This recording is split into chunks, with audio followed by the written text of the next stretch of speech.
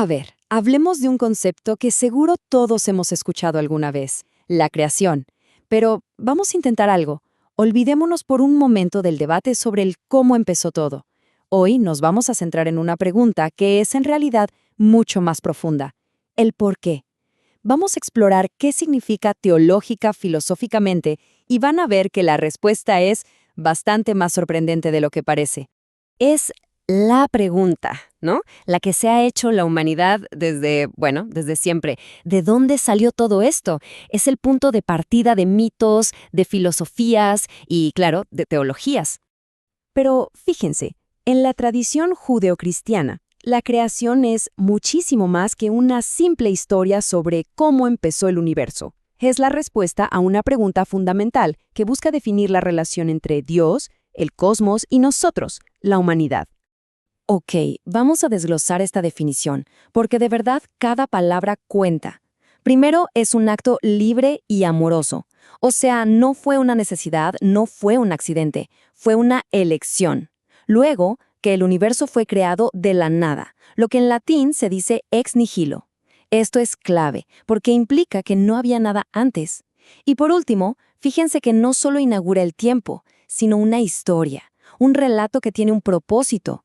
Como ven, cada término nos abre una puerta a una idea mucho más grande. Ahora, claro, llegar a esta idea no fue para nada fácil. La Iglesia primitiva, en sus primeros siglos, tuvo que caminar por una especie de cuerda floja filosófica, tratando de no caerse a ninguno de los dos lados, evitando dos ideas extremas que lo complicaban todo. Y aquí vemos esos dos grandes peligros filosóficos. Por un lado estaba el monismo, la idea de que, en el fondo, todo es Dios. Si el universo fuera solo una extensión de Dios, como una ola en el océano divino, pues no sería algo realmente distinto, ¿verdad? No sería una creación. Por otro lado estaba el dualismo, la creencia de que existían dos principios eternos, digamos, Dios y la materia. Pero si fuera así, Dios no sería el creador de todo, sería más bien un artesano, un organizador de algo que ya estaba ahí. La doctrina de la creación tenía que encontrar un camino justo en medio de estos dos abismos. Y aquí está el meollo del asunto, el verdadero equilibrio de Acróbata. Se buscaba afirmar que el mundo es real, que es bueno, que tiene sus propias leyes y autonomía, pero que al mismo tiempo su existencia depende por completo de Dios en cada segundo.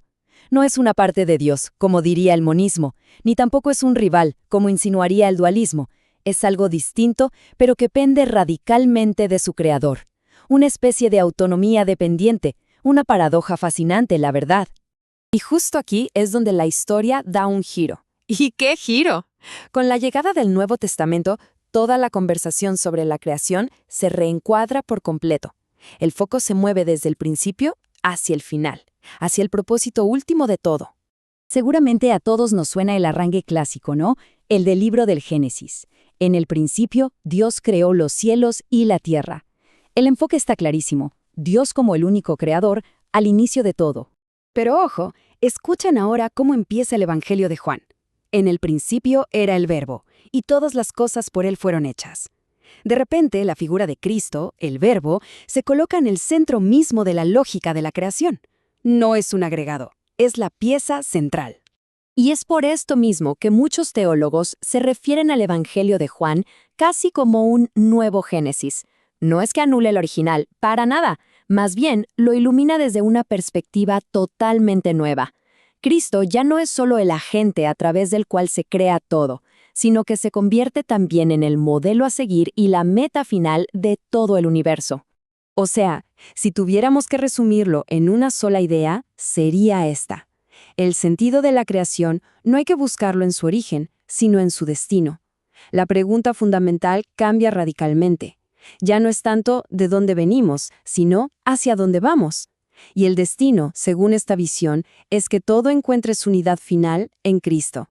Vamos a meternos un poco más a fondo en este cambio de perspectiva.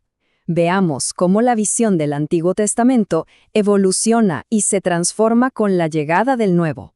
A ver, en el Antiguo Testamento la idea principal es que Dios es el Salvador. Su poder sobre la naturaleza, sobre la creación, es una demostración de que tiene el poder para salvar a su pueblo. Pero el Nuevo Testamento de alguna manera le da la vuelta. Cristo es la razón de ser y el modelo de la creación. Entonces el texto de Juan 1 pasa a ser el lente principal a través del cual se lee y se entiende Génesis 1, y no al revés. Pero bueno, que haya un nuevo enfoque no le quita para nada la riqueza al Génesis, ¿eh? De ese primer capítulo se pueden sacar al menos 7 conclusiones teológicas fundamentales. 1. Que la verdad sobre la creación está al servicio de una verdad mayor, la salvación. 2. Un monoteísmo radical, hay un solo y único Dios. 3. Y esto es clave, no es un libro de ciencia, es un texto religioso. 4. Implica esa idea de creación ex nihilo, desde la nada. 5. Presenta un tiempo que avanza, lineal, no uno que se repite en ciclos. 6. Le da a la humanidad un rol muy especial, casi de co-creador.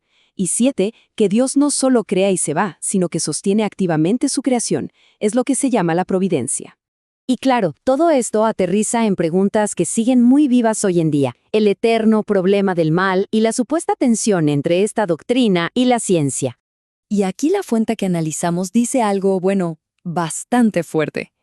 Si nuestra inteligencia hubiese guardado este orden teológico, se hubieran ahorrado muchos conflictos entre fe y ciencia.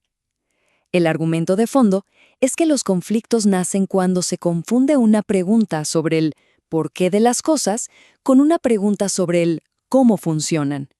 Bueno, y entonces, ¿qué respuestas se proponen desde esta visión para esas grandes preguntas? Frente al problema del mal, la respuesta clásica es que el mal no es una cosa que Dios haya creado, es más bien una ausencia, una corrupción del bien. Algo así como la oscuridad, que no es más que la ausencia de luz. Y frente a la ciencia, el argumento es que no tiene por qué haber conflicto si cada una se mantiene en su ámbito.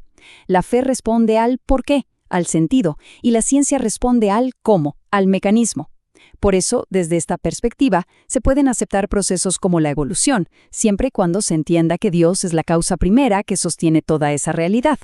Al final del día, lo que se plantea aquí es que la fe en la creación es, en el fondo, una visión optimista del mundo. Su lógica no se queda estancada en el origen, sino que mira hacia adelante, asumiendo la esperanza de una recreación, de una restauración final de todas las cosas.